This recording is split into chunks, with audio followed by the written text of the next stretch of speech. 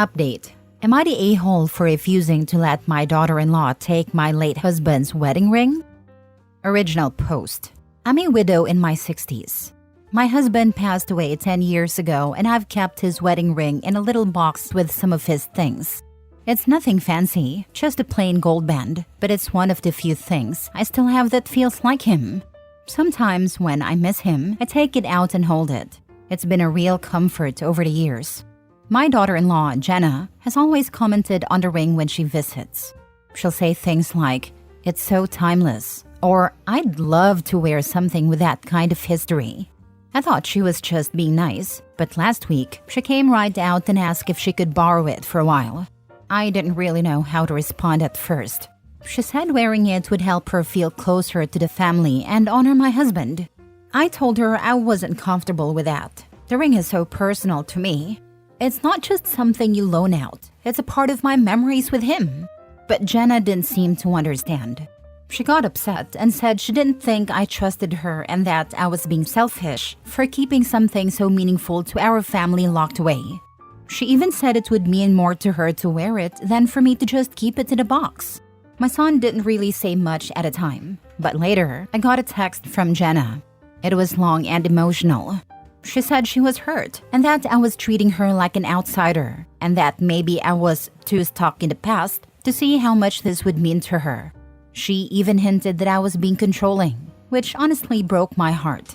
Now, some other family members are saying I'm overreacting and that is just a ring, but it doesn't feel that way to me. My husband and I were married for 35 years. That ring has been with me through everything. Good times, bad times, raising our kids. I don't want to sound dramatic, but it feels like a piece of him is still with me. I can't imagine letting it out of my sight. I'm starting to wonder if I'm being unreasonable though. Jenna seems to think I'm trying to shut her out, and the last thing I want is to cause tension in the family. I don't know if I should apologize or stick to my decision. Am I the a-hole? Now for the top comments before reading the update. She's not even related to your husband? Like a child requesting it, I can see. But it's her father-in-law's wedding ring. Lol, she can get lost. She has zero claim to it. Not the a-hole. I really appreciate your support. I've been feeling so conflicted, but it helps to hear that others understand how personal this is to me. I would buy a chain and start wearing it. That way you know where it is. Not the a-hole. WTF? Who are these family members saying your late husband's wedding ring is just another piece of jewelry? That's bananas. Not the a-hole, but your daughter-in-law and any family members encouraging this lunacy are. She was wildly out of line to ask for the ring. This is crazy. Even if it was your son/his son asking, that would be iffy and totally reasonable to say no. The wedding ring was a special symbol between you and your husband. No one else. This is wild. Also, if the ring isn't that big of a deal, then it's not a big deal to wear it. Can't have it both ways to those saying it's not a big deal. Daughter-in-law, while I appreciate that you want to form stronger bonds with our family, this isn't the way to do it. That ring isn't something I would ever loan out or give to anyone else. It is a symbol of my 35-year marriage to the love of my life. It was inappropriate for you to ask for it in the first place, and wildly inappropriate for you to react this way to me saying no. I really can't believe this even has to be said. Damn. Also, I would hide a ring when she or your son is over. Or wear it. Thank you for understanding. It's been such a hard thing to navigate. I feel awful for saying no to Jenna because I really do want her to feel part of the family. And I didn't mean to hurt her feelings. It's just that the ring is so deeply personal to me. Every time I look at it, it reminds me of my husband and all the years we spent together. I've been trying to think of ways to make it up to her or help her feel more connected, but I just don't know what to do without giving up something that means so much to me. I feel stuck, and the last thing I want is to cause tension. I didn't expect this to become such a big issue. It's honestly been weighing on me. Now for the update. Something really weird just happened, and I don't even know what to think. You know how Jenna's been acting strangely lately? The whole ring thing, getting rid of my late husband's belongings, and being obsessed with his ring? Well, let me tell you, this situation just got worse. Really, really bad. At 6 a.m. this morning, my son called me. He said he was worried about Jenna because she wasn't feeling well. He asked me to come over and sit with her. Honestly, I wasn't in the mood to deal with it and didn't even want to go, but since he asked, I figured I should do my part. When I got there, she was lying on the couch looking pale and shaky. She didn't look like herself at all. I immediately suggested taking her to the ER, but she snapped at me and insisted she was fine. When I told her she needed to see a doctor, she screamed at me to leave her alone and get out. She was clearly angry and didn't want me there at all, but I thought maybe I could at least help her feel more comfortable. I told her I was going to use the bathroom and then I'll leave her be. While washing my hands, I noticed the guest bedroom door was open. I didn't think much of it at first, but then I figured maybe I could grab her an extra pillow or something. She didn't seem to be resting well and could probably use something more comfortable. I wasn't trying to snoop, I was just trying to be helpful. But when I pulled a pillow down from the top shelf of the closet, I noticed something behind it, a box I'd never seen before. It looked out of place, like it had been shoved there or hidden. At first, I didn't recognize the box, but when I opened it, well, you're not going to believe what I found inside. First, there was my husband's old fishing hat. I thought we'd already gotten rid of all his old stuff when they helped me clean the house, but here it was, tucked away. Then there were some other random things. His old scratched-up sunglasses and a pack of Black & Milds. I'm certain I didn't buy them, but I know my husband used to smoke them occasionally. At the bottom of the box was a creased Polaroid photo. It was a picture of Jenna. She looked like she was in her late teens or early 20s, standing in front of a lighthouse I immediately recognized. It was a place we used to visit as a family, years before Jenna and my son even met. I have no idea why it was in there with my husband's things. I'm sitting here scratching my head because this is so confusing. Why would you keep these old things? And what is that picture doing in there? Jenna screamed at me to leave from the other room, and I was so startled that I put everything back and just left. I don't want her to find out I was snooping, but I can't stop thinking about it. I'm shaking. What just happened?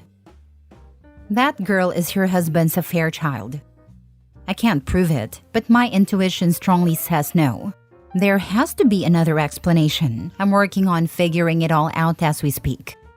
This is a seriously twisted update.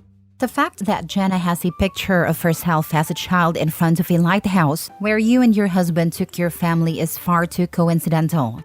The fact that Jenna is so obsessed with your husband's belongings and has this picture in a box of his secretly hidden items is very troubling. Is there any possibility that your husband and Jenna had a previous relationship before she met your son? Could he have dated her mother and been a father figure to her? Is it possible that your husband is her father? At this point, I would seriously wonder about the current relationship she has with your son and how random or coincidental their first meeting really was. All of this is adding up to some seriously twisted stalker vibes. If Jenna suspects you've discovered her secret box, she may try to relocate the evidence. Jenna sounds incredibly unstable, and I'm guessing your son will ignore your concerns unless you can gather more information or documentation about Jenna, your husband, and their past. For the sake of your son and the rest of your family, I suggest you hire a professional investigator to uncover what you might not be able to figure out on your own. It's all so unsettling. The picture by the lighthouse really got to me. It's such a personal memory for our family. People are saying my husband might have had some connection to Jenna's mother, but I just can't believe he'd stoop so low. All I know about her mother is that Jenna had a rough childhood, grew up in foster care, and isn't in contact with her. We've never even met her. The idea that Jenna somehow forced her way into my son's life feels too strange to ignore, but I don't even know where to start. Part of me doesn't want to dig deeper, but at this point, I might not have a choice. I hope she doesn't know I snooped or found her box, but now I'm worried she might move it, which is another reason I'm so unsure of how to confront the situation. Regardless of the truth, I can't imagine a scenario where Jenna would come clean, at least not in a calm and kind way. Next story. Am I the a-hole for telling my sister that my wife isn't spoiled, her husband just doesn't like her? I, 34 male, am married to the love of my life, Michelle, 31 female, and we've been together for 13 years, married for 11. My wife is chronically ill, and as soon as it was financially feasible, I suggested she quit her job and stay at home. Since then, I've become quite successful in my career, and I've encouraged her to get out of the house to pursue hobbies we didn't have the money, time, or energy for before. We are incredibly happy with the direction our life is going, and Michelle's mental and physical health has never been better. We split household chores according to how Michelle is feeling. On her good days, she'll usually do just about everything that needs to be done before I even get home. On days when her illness is acting up, a lot of it falls on me. I honestly don't mind. There isn't a whole lot for us to do on a day-to-day basis, besides laundry, dishes, cooking, and tending to the dogs. We have a housekeeper who comes once a week and handles most of the major stuff. I enjoy cooking, and on days she can't do anything, I typically only have about an hour's worth of chores. I also just generally like to spoil her and bring her home gifts and trinkets, encourage and financially support her hobbies, and take her on 2 weekly dates and vacations. I like seeing her happy. My sister, Karen, cannot wrap her head around this concept. Her husband, Bill, works in the same industry as me, making similar money. However, Bill does not treat Karen the way I treat Michelle. Bill won't let Karen be a stay-at-home wife.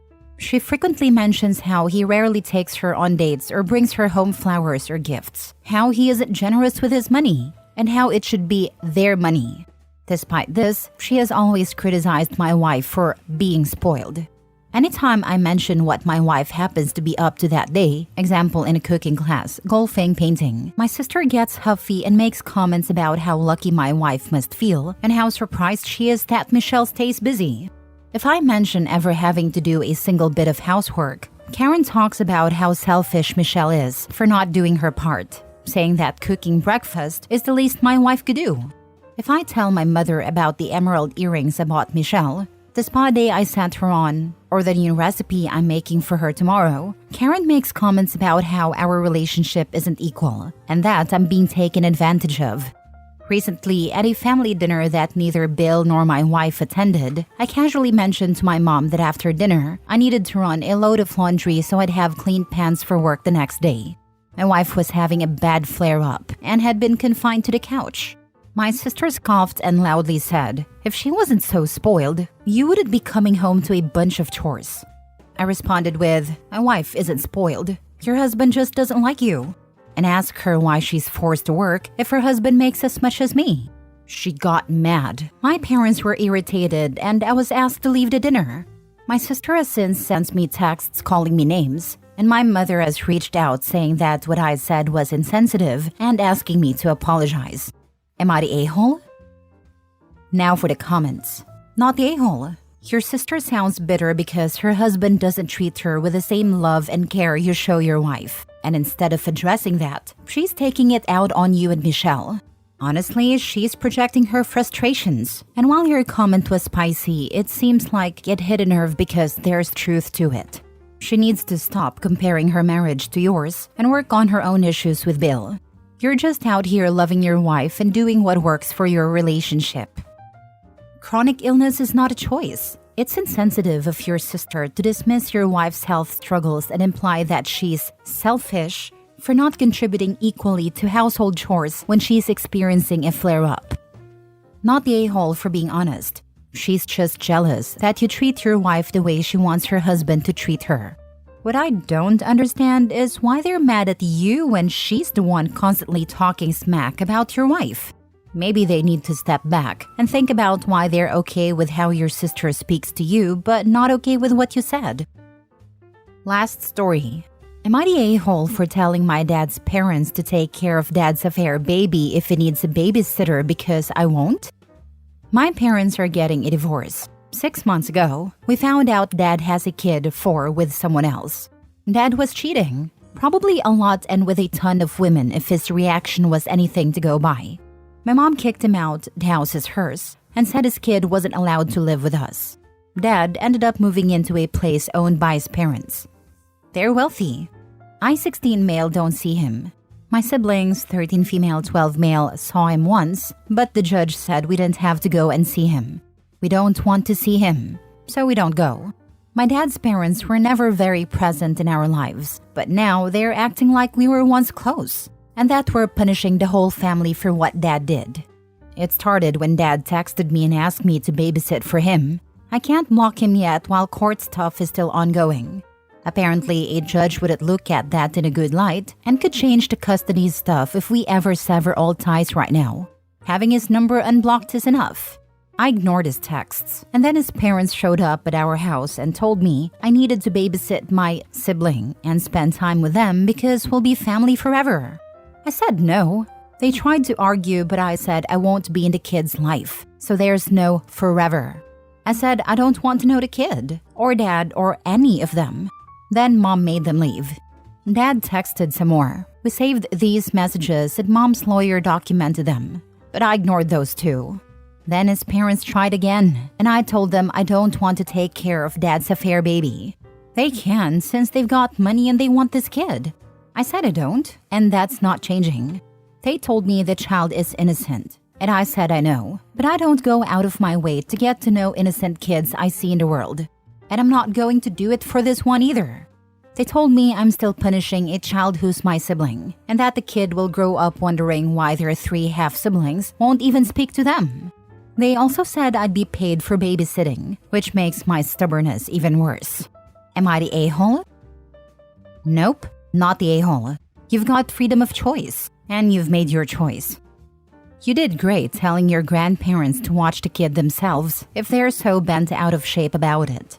Next time, you should also tell them that it's not your fault or responsibility that their son threw his nice life in the toilet, and it's actually their fault for not raising him with better morals.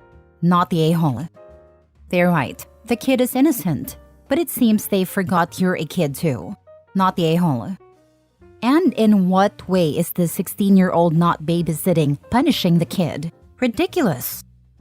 It's punishing the adults who don't want to watch the kid either. They care about themselves, not opiate his siblings.